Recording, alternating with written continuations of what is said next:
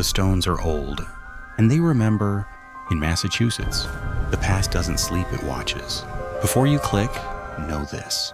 Once you see these 15 locations, they will find you. Lock the doors, turn off the light. These are the top 15 haunted places in Massachusetts.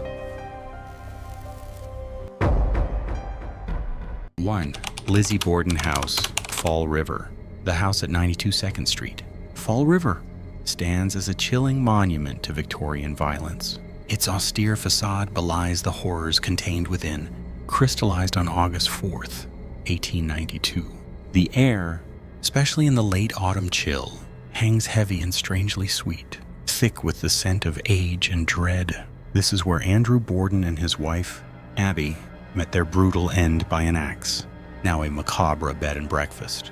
Guests willingly pay to sleep within the same walls where an unthinkable double murder stained the American consciousness, a silence only occasionally broken by the murmurs of the past. The paranormal activity centers around the brutal tableau. In Abby Borden's bedroom, visitors often report the sudden, overwhelming stench of inexpensive, heavy perfume, a scent that vanishes as quickly as it appears, often preceding a profound temperature drop below. In the parlor where Andrew Borden was found, slumped on the sofa, phantom footsteps echo on the floorboards above, despite the room being empty. Most unsettling are the inexplicable weeping and childlike sobs heard emanating from the small, unused nursery on the second floor, the sound of a woman crying for someone long gone. Disembodied whispers occasionally accompany the subtle movements of small objects. It is generally believed that Abby Borden remains the most active presence. She was struck first, enduring a staggering 19 blows.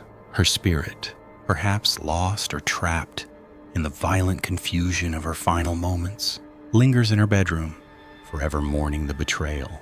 Guests are warned. While Lizzie was acquitted, the trauma remains bound to the architecture. The Borden house offers no restful sleep, only the spectral replay of a summer morning that ended in blood, a grim reminder that some wounds never truly close. 2. Joshua Ward House, Salem. The Joshua Ward House stands grimly on Washington Street, a Federalist brick monument concealing a violent past.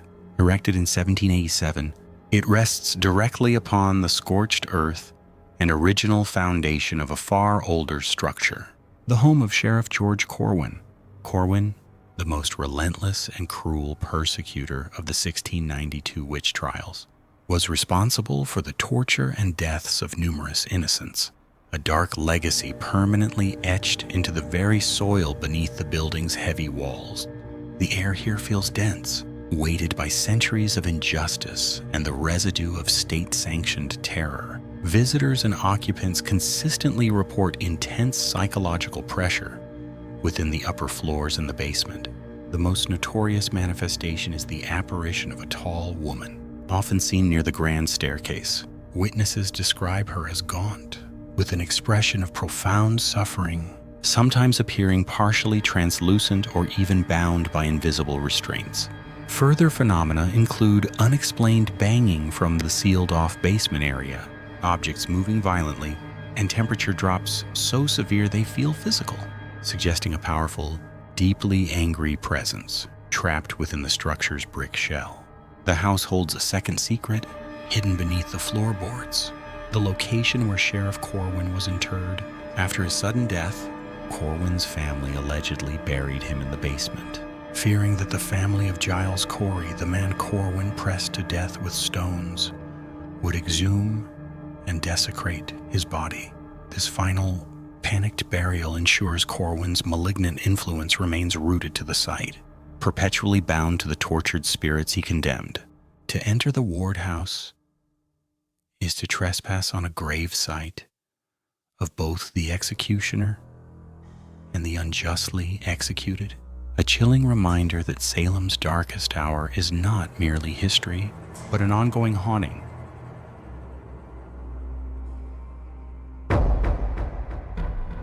3. House of the Seven Gables, Salem. The air in Salem hangs heavy with salt and the residue of 17th century terror. The House of the Seven Gables, built in 1668 by Captain John Turner, stands sentinel over the harbor, its dark clapboards mirroring the gloom of its historical and literary legacy. It directly inspired Nathaniel Hawthorne's tale of generational guilt, rooted firmly in New England's darkest period of witchcraft paranoia. The weight of centuries presses down upon the elaborate woodwork, especially within the steep, cramped central staircase, where the pervasive silence is seldom truly empty. This architecture of deceit seems built specifically to trap sorrow, forcing the spectral inhabitants to eternally replay the traumas tied to the Pynchon family's fate, a narrative woven tightly into the real fabric of Salem's foundation. Visitors report chilling phenomena focused intensely on the second floor and the attic. Many have seen the apparition of a small boy, often crying softly near the attic window, vanishing instantly if approached. Others encounter the intense, cold gaze of an older woman, sometimes identified as Susanna Ingersoll, who once owned the home. Her presence generates sudden, severe temperature drops and an oppressive, suffocating feeling in the hallways. The most dramatic incidents occur near the staircase. Strange lights manifest, and the distinct sound of heavy, dragging footsteps is often heard ascending, though no living person is on the landing.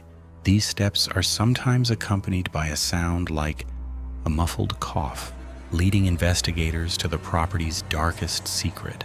The core tragedy resides in the foundational sin, the theft of the land and the resultant curse uttered by Matthew Mall against the early Pynchon owners.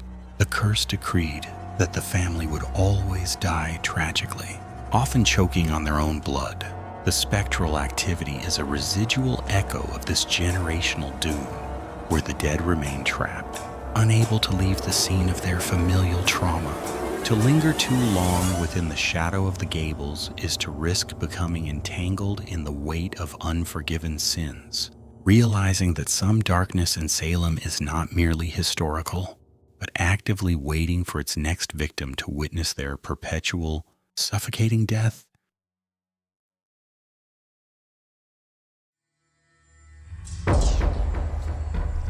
Fether, Omni Parker House, Boston. The Omni Parker House, established in 1855, stands as the longest continuously operating luxury hotel in America, a structure where Dickens finalized his readings and JFK proposed. This historical legacy is unnervingly offset by a persistent spectral presence. In the original wings, a refrigerated chill defies the thermostat, often accompanied by the distinct smell of wood smoke or Victorian perfume. The management prefers to emphasize prestige, but the old corridors, designed for quiet service, still channel the movement of guests who never departed, refusing the release the hotel affords others. The activity concentrates near the third floor, historically significant as a site of multiple unexplained deaths. Guests frequently report hearing children giggling and skipping in the halls late at night, a sound chillingly confirmed by night auditors despite the floor being empty. Maintenance staff have documented instances of electrical failures linked solely to the rocking motion of an invisible chair, specifically near the site of an earlier suicide. Perhaps most unnerving is the spectral businessman who manifests silently, asking where room 303 is, before dissolving into the aged wood paneling, just as a confused staff member attempts to respond. The most notorious entity is Harvey D. Parker himself, the founder. Though he died in 1884, his spirit remains dedicated to his creation. Sightings report a gentleman in antique formal wear, observing operations from the 10th floor or materializing in the elevator. More tragic is the tale of the traveling salesman who checked in during the 1920s and died suddenly in his room, rumored to have been poisoned. His heavy, desperate breathing is still heard today. The Parker House is not merely historical. It is a meticulously kept mausoleum where dedicated spirits forever walk the carpets, ensuring their luxurious stay is permanent.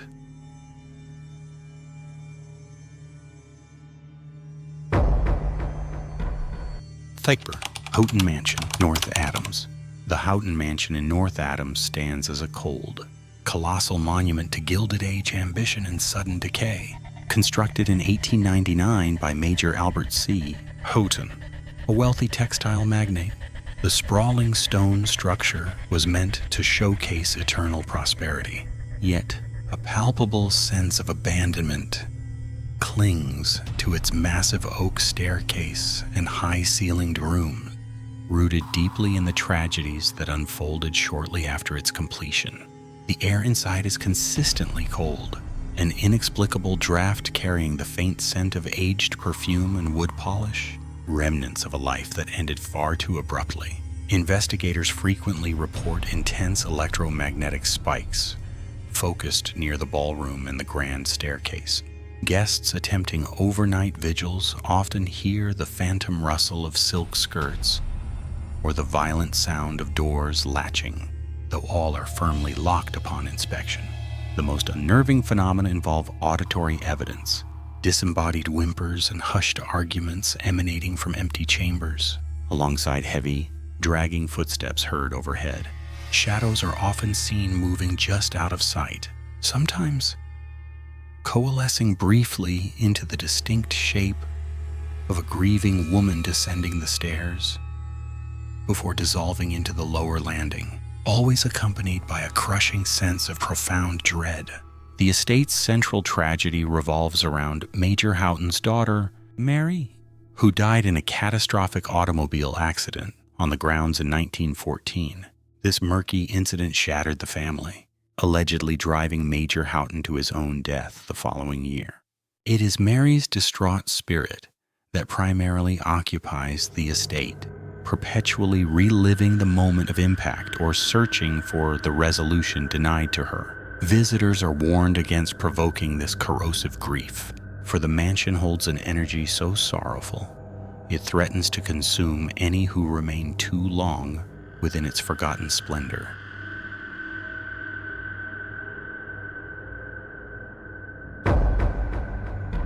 Sixth, Hoosac Tunnel, North Adams, Florida. The Hoosac Tunnel, piercing 5 miles of solid granite beneath the Massachusetts mountains, earned the moniker the Bloody Pit during its brutal 20-year construction. Completed in 1875, it was a crucible of early industrial ambition, relying dangerously on nitroglycerin and primitive compressed air technology. The granite bore remains a perpetually frigid, active freight line, yet the silence between the passing trains is heavy, saturated with the lingering despair of the hundreds of laborers sacrificed to its completion. Train crews passing through the mile-long stretch near the west shaft know they are moving through a colossal, cursed mausoleum, sealed by the very rock they blasted. The reported hauntings are chillingly specific to the geographical sites of tragedy. Dispatchers often record disembodied shouts and frantic coughing echoing from the sealed western shaft, where the catastrophic 1867 explosion suffocated 13 men. On the catwalks, inspection guards report phantom footsteps and the heavy, inexplicable scent of burning oil and coal. Though no train has recently passed, engineers report the most terrifying recurrence: the sight of antique lantern lights bobbing in the dark recesses just ahead of the engine's beam. These lights vanish instantly when the locomotive approaches, suggesting the spectral patrols of lost surveyors or the foreman, Ringo Kelly, who was mysteriously suffocated during the initial digs. These sightings invariably herald minor track failures or dangerous near misses. The tunnel's profound curse began with the brutal 1865 murder of foreman Ned Brinkman, accused of theft. He was killed and secretly buried by 2 colleagues near the central headings. The subsequent blast exposed his mangled corpse, a gruesome sign that the mountain itself was rejecting the project. This discovery cemented the legend. Over 190 documented laborers perished constructing the Hoosac, victims of nitroglycerin blasts, cave-ins, and exhaustion. Most of their bodies remain entombed within the structure's bedrock. Modern engineers are universally warned never to acknowledge the spectral sounds of phantom digging or the bobbing lights, For the restless crew beneath the granite is rumored to be eternally recruiting, waiting for a living replacement to join their endless, agonizing shift.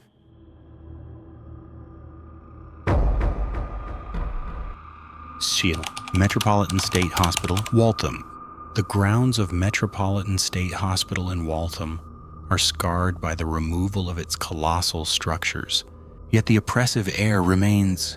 Opened in 1930, this sprawling psychiatric campus was built on ideals of progressive care, rapidly descending into the common fate of such institutions: overcrowding, forced confinement, and controversial practices in its labyrinthine halls until its final closure in 1992. The abandoned boiler houses and underground utility tunnels, once the lifeblood of the 50-building complex, now draw illicit trespassers seeking shadows amidst the residual decay of decades of suffering. Explorers rarely stay long beneath the surface. The extensive tunnel system, crucial for moving staff and utilities, is reportedly saturated with paranormal activity. Visitors often report a profound, unnatural chill that resists the laws of thermodynamics, paired frequently with the phantom scent of institutional bleach struggling to mask something far fouler. Eerie metallic clicks echo through the darkness, attributed to the spectral motion of gurneys, followed by disembodied whimpering and agonizing screams that seem to originate from the damp walls themselves. Shadow figures, impossibly tall, are frequently observed darting between the supporting pillars. The deepest terror of Met State is tied directly to the ground itself. In 1970, patient Anne-Marie DeVie vanished. Her dismembered remains horrifyingly discovered months later scattered across the property. This grim discovery cemented the grounds as a place of true violence, not just institutional neglect. It is her restless spirit, perhaps, that generates the palpable fear that grips those who dare explore the desolate acreage. The land remembers the screams, the confinement, and the final savage injustice dealt upon those deemed disposable.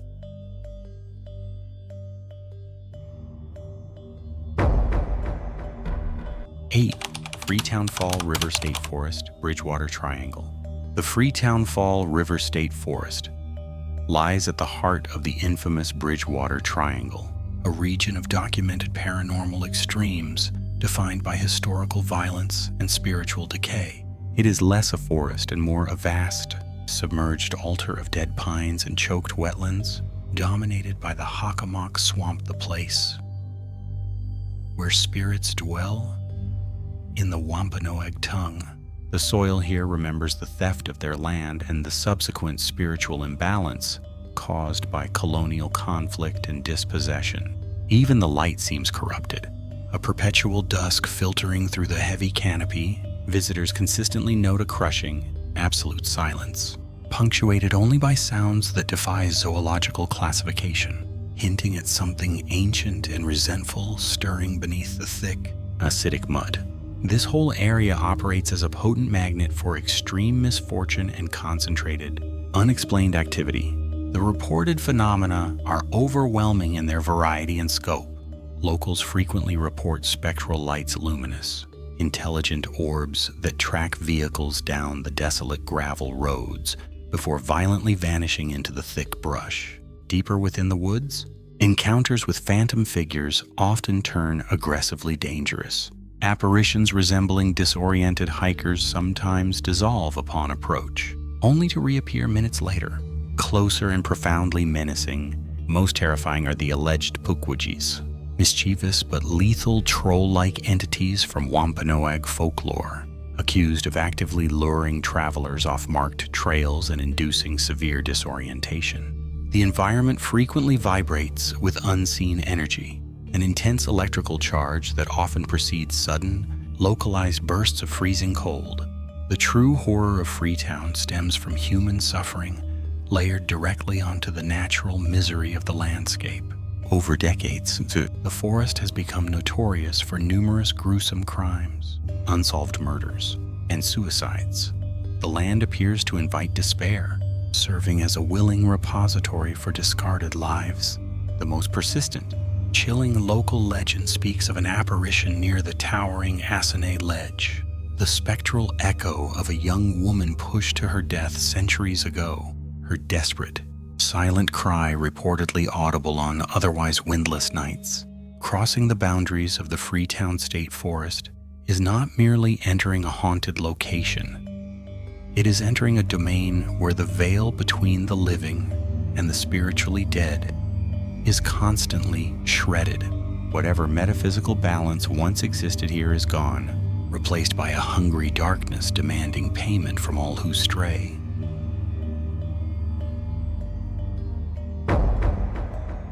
No. Spidergate Cemetery, Leicester. Pine Grove Cemetery in Leicester, infamously dubbed Spidergates, earns its sinister name from the skeletal, wrought iron archway that resembles a petrified cobweb. Established in the mid-19th century, the grounds are deeply overgrown and shrouded by a thick, oppressive canopy, creating an unnatural gloom even during the brightest afternoon.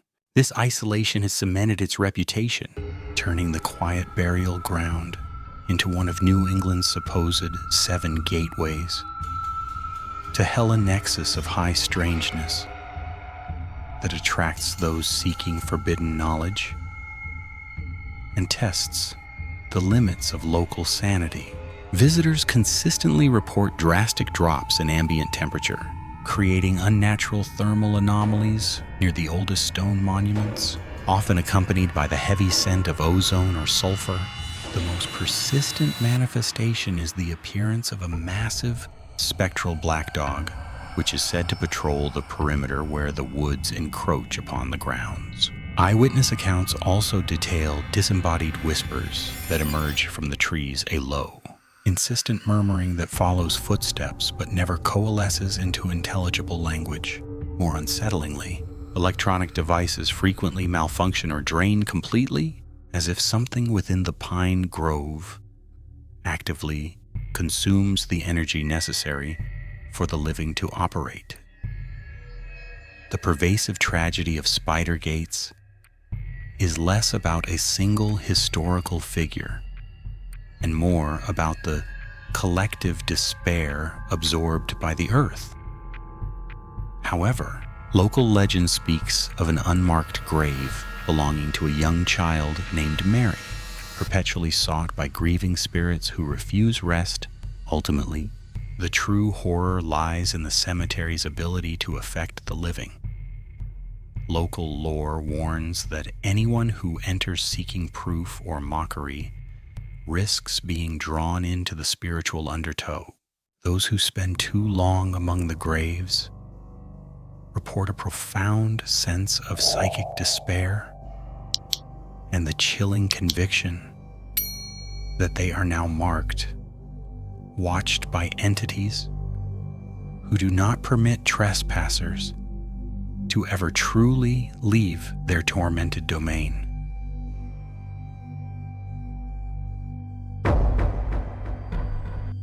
Two, Sylvester K. Pierce House, Gardner. The Sylvester K. Pierce House in Gardner, Massachusetts, is a foreboding monument to 19th century grief. Its 1875 Victorian shell shrouded in notorious decay, built by furniture magnate Sylvester K. Pierce. The mansion's 13 rooms, once symbols of industrial wealth, quickly became chambers of misfortune. Today, the stillness within is oppressive, a vacuum where sound dies, signaling its earned reputation as the most actively haunted residence in New England. The heavy air feels perpetually charged with a static warning before the true terror begins. Investigation teams consistently document phenomena beyond simple structural noise. Visitors report crushing pressure on the chest in the master bedroom and severe, localized cold spots defying natural law.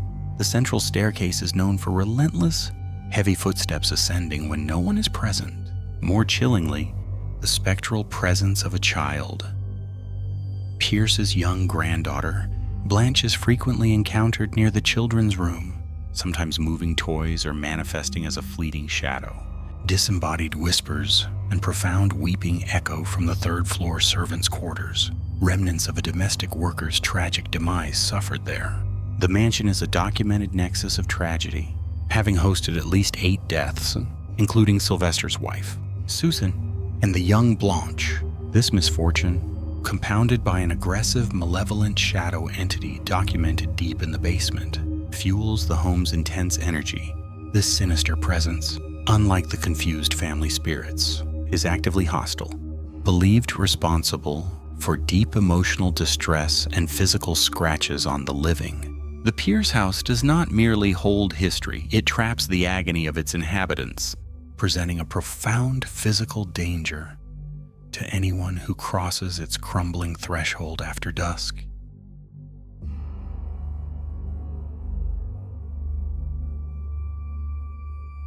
Left, Hawthorne Hotel, Salem.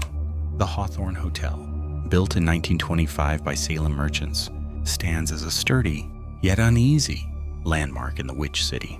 Erected on ground once utilized as an apple orchard, the location always carried an unnatural stillness, a quiet precursor to its enduring paranormal legacy. Despite its opulent attempt at modernity, the hotel constantly battles the ancient, lingering currents of Salem's dark past. A static chill pervades the grand lobby, a relentless cold that clings particularly near the brass elevator cages, where shadows seem to gather even under direct light, suggesting that the newly poured concrete never managed to silence the history beneath.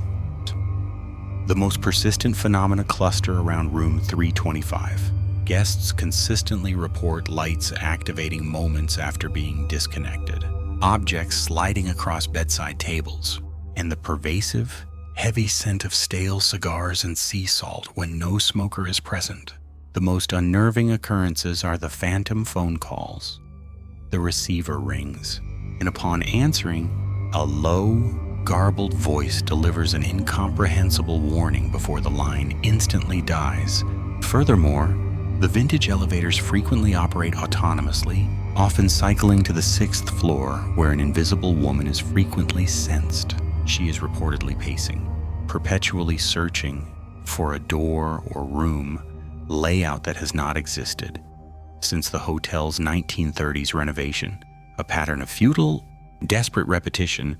This tragedy is generally attributed to the distraught wife of a ship captain who, in the 1930s, either tragically died or vanished completely while awaiting her husband's severely overdue return from sea.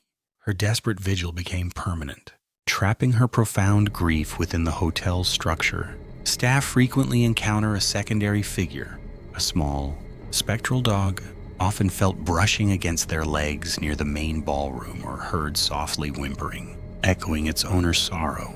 The Hawthorne does not merely house its residents, it absorbs them, guaranteeing that their unresolved grief remains a palpable, cold presence, forever entangled with Salem's enduring, dark history.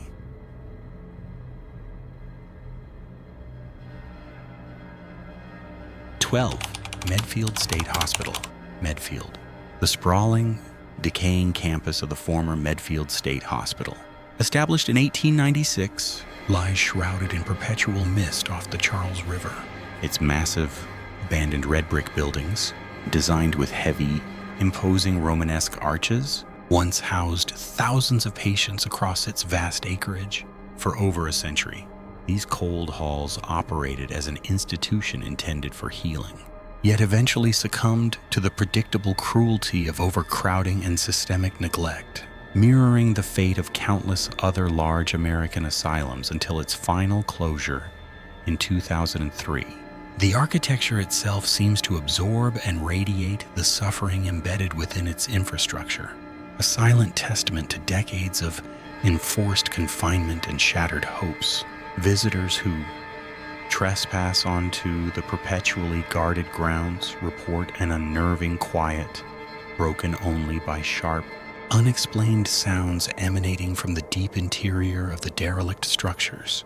Extreme cold spots frequently manifest, particularly near the infamous subterranean hydrotherapy suites and the segregated tuberculosis wards, defying natural thermal gradients. The most terrifying accounts involve disembodied, sorrowful weeping and sharp, guttural screams that echo from empty rooms long after sunset. suggesting a painful perpetuity. Witnesses often describe the brief, fleeting perception of elongated shadows, perhaps former orderlies or perpetually searching patients, moving just behind their peripheral vision in the empty, multi-paned windows of the infirmaries. Forever trapped in their final, tragic routine, Medfield's harrowing legacy is rooted in the sheer weight of population density and the ensuing loss of individuality. Many patients here were simply forgotten, their final deaths attributed to unavoidable institutional illness or chronic despair rather than active malice. The pervasive, heavy atmosphere is said to be the collective sorrow of those who never left, the thousands whose final, terrified hours were spent in isolating restraints, clutching the rusty bed frames of the segregated wings. The chilling air warns those who approach. This is not a place for reckless exploration, but a vast, desolate mausoleum where the spirits demand absolute silence, reliving their agonizing descent into oblivion within the very walls that ultimately failed to protect them.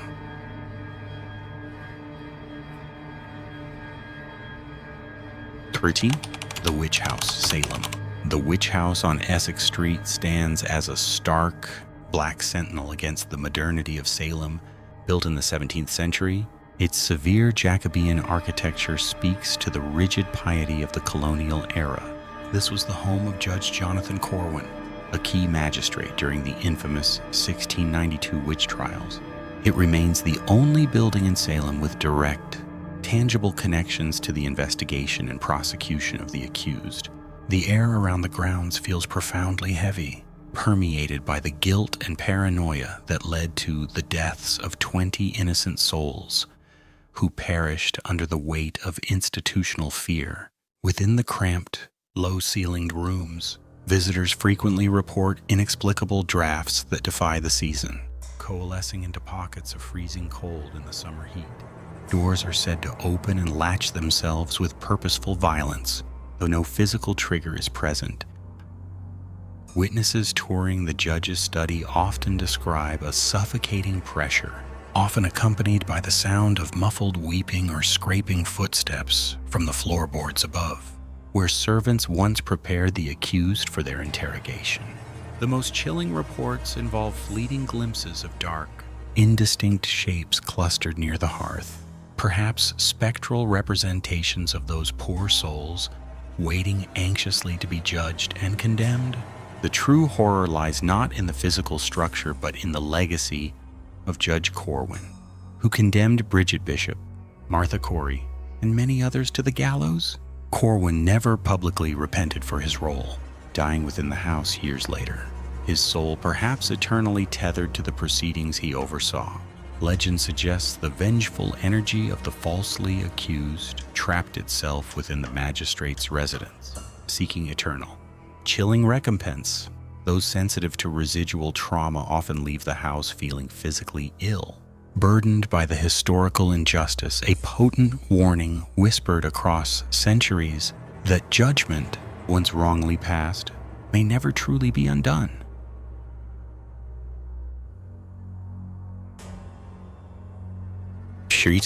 Old Burying Point Cemetery, Salem. Old Burying Point, 1637, carries a suffocating historical weight. Slate headstones, bearing eroded death's heads, lean precariously, smoothed by centuries of harsh New England weather, testifying to Salem's severe puritanical foundations. This Charter Street plot holds the sediment of the town's darkest anxieties and colonial brutality. Here lie figures instrumental in the infamous witch trials, including magistrates Hathorne and Corwin. Their proximity ensures the past is not buried, but compressed, its presence palpable beneath the mossy turf. Visitors report oppressive temperature shifts and inexplicable cold pockets that refuse to dissipate near the weathered tombs of the witch trial judges. Judge William Hathorne is of particular focus. His shame led his descendants to change their name to Hawthorne after sundown. Documented evidence includes faint, despairing moans echoing from the oldest section, often accompanied by the heavy rustle of unseen Puritan garments passing between the ancient markers. This constant, low-frequency hum suggests residual emotional trauma clinging fiercely to the consecrated ground. While the persecutors are interred here, the true anguish belongs to the wrongfully accused. Their despair saturates the area, manifesting as sudden, aggressive feelings of being shoved or watched, a spiritual vengeance directed at the proximity of their judges. The tragedy is cyclical. The judgmental severity of the 17th century echoes still, demanding recognition. Enter this ground with reverence and heed the cold wind, for it is the breath of historical pain, warning that the rigid judgments of Salem's past are awaiting their due, and they are not forgiving.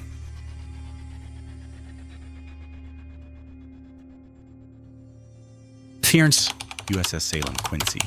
The heavy cruiser USS Salem, moored permanently in Quincy, Massachusetts, is an imposing, cold monument to Cold War naval power.